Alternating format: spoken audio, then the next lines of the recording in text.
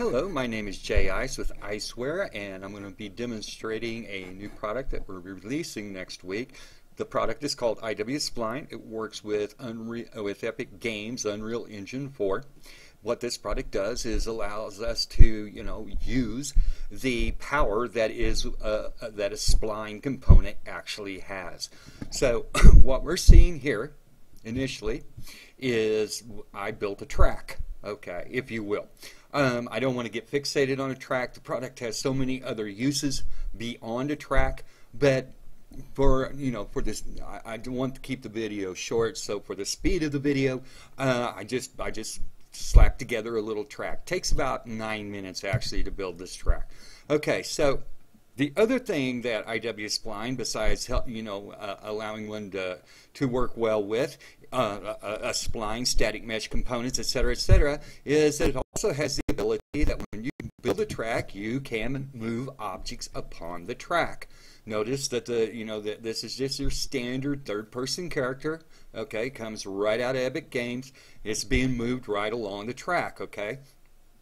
And we can do this with, static meshes, skeletal meshes. In other words, we can give life. And if we had this track and it was to be, say, a Formula One racetrack inside of your game, and you wanted dummy cars on it, you could put the dummy cars on it, and they would be automatically moved around. You're not going to have to program anything. You don't have to worry about an AI tree. You don't have to do any of that stuff. You just put them on there, and they go.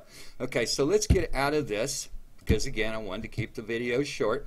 We'll go over here to another IwSpline in this particular level, and looks like I left that open. So let's go ahead and clear out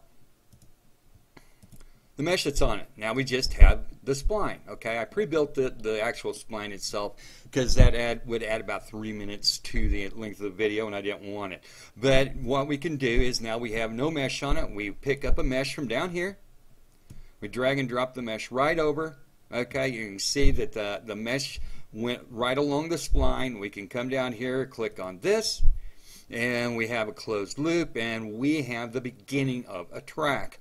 One of the other things I'll show real quickly, okay, is that we can come over here, pick ourselves up a different mesh. Not a mesh, excuse me, a different material, drop the material on, and boom, now we have got ourselves essentially a some kind of a grass thing. We can grab this guy right here, and we have instantly got ourselves, the yellow brick or the brown brick road out of Wizard of Oz. But one of the other things that it does is down here, the product automatically retrieved all the parameters, the scalar, the vector, and the texture parameters, okay?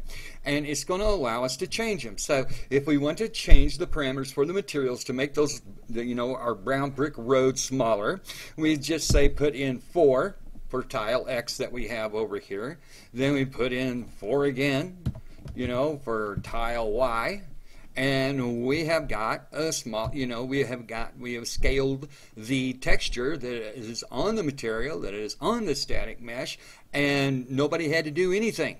Okay, we could drag over now. Let me make one point very clear here. Okay, I went into the materials and put in the parameters for this. IwSpline, not yet. I'm not for sure it ever will. But IwSpline doesn't put the parameters for you into the material or the material instance. You do have to do that yourself. Okay.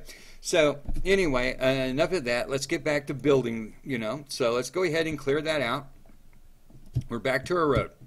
Okay. Now, what we want to do, or what I at least want to show a little bit of, is we want to make ourselves some hills. Here come our hills. Okay, not much of a hill, of course, but we got hills. Okay, and let's just bring him up, and let's smooth, and we can actually just go ahead, start right here, right now. Let's make a gully. Okay, we're going to come off that hill hard and drop on down some more, and pick that one, hold down the control key, get the next 3. Okay, pull those down. Then we're going to come out of the gully, if you will, right here. But you'll notice we kind of got a hump, and in order to smooth it, we could leave it. It would not hurt anything to leave it, but I'm going to smooth it out. I kind of like stuff to be smooth. Okay, so back here we have ourselves a little hill, and what we want to do in order to deform the landscape is we have a checkbox down here that it says IW or adjust landscape. We click that, boom, we got ourselves a hill, we got ourselves a gully. Okay, it's done. Of course, it's not really done, but you're not going to have to be going in and making extra static meshes for 90-degree angle curves and 45 and 30-degree angle curves. You're not going to have to go ahead and mess around with the landscape and pull it up when you want a hill in a path. Say you have a path through a forest. You want a person to be able to walk along your path, and you don't want them to have to hold down the WASD keys, if you will. So you set up the spline to move at a very slow rate. You can control the rate of speed on the spline by each segment can have its own different rate of speed. The entire spline, every segment can be set to the same if that's what you wish, however you want it to happen. Okay, one of the excuse me, one of the best things that I enjoy doing is when I make a mistake with my landscape, I just, it's no big deal, right? All we got to do is come back here, overlay it all, flip back out of the landscape editor. We know that, we got that. We come down here, we click the button again, and landscape is adjusted. Landscape is done, okay, if you will. Now, let's go ahead and show that we've got the ability to be able to move objects on it, but let's go ahead. Right now it's set to move at 1,000 pixels per second. Let's go ahead and set this to move at 5,000. It's going to be faster than the other one that we first went on. So we say play from here, jump on it, and we're off. We went right up the hill. We're going to go right down into our gully, and we're moving right along. Okay. And with that said, I went ahead and hit the escape key and got ourselves out of that. But basically, this is some of the features. Now, one of the things that I love, besides the fact I don't have to make specific static meshes, and I don't have to, mess around with tons of stuff. I like the fact that it reduces the download size of my game, the game that I'm building, because I'm using this all over the place. I use it for air currents for hang gliders. I use it for water currents for sailboats, all sorts of stuff I've been using this for. I even use it to build forests. I use it to build houses. You name it, I use it, okay? Because it's just so easy to be able to do this. Now, if we come back up here, I just, how much simpler can it get than you just drag and drop in a new material and it's done, okay?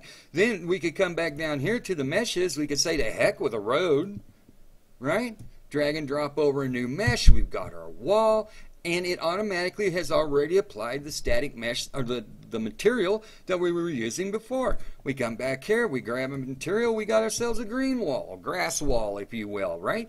We come over here and we drag over a different material, bang, we've got this. And down here, because I've already set these up in the material, right, we can go ahead and tile that as well. All right, so if we just went in here and we said I want to tile it, to be, 4 times smaller on the x-axis, 4 times smaller on the x-axis. All right, if I went in and I said 4 times smaller on the y, there it is, 4 times smaller on the y.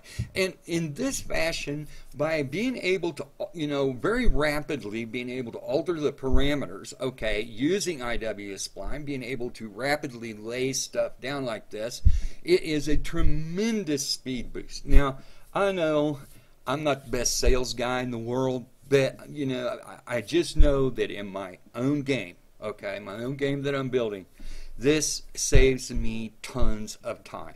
I am not living in Blender. I am using the stuff that Epic Games, and very much thanks to Epic Games for giving us so many meshes and materials and textures, okay? Because I'm easily able to mix and match, all right? If we come over, if we come over here, I won't go ahead and do this, but we've got the texture material, right? So we could go ahead and put ourselves in a different normal. And if we put in a different normal, we're going to change the way that wall looks, okay? And in this fashion, the number of combinations of what we already have just literally explodes. So anyway, I wanted to thank you very much for taking the time to look at this. And again, I'll be having this available for sale from my website and from Sellify probably the middle of next week. And thank you very much, and you have a great day.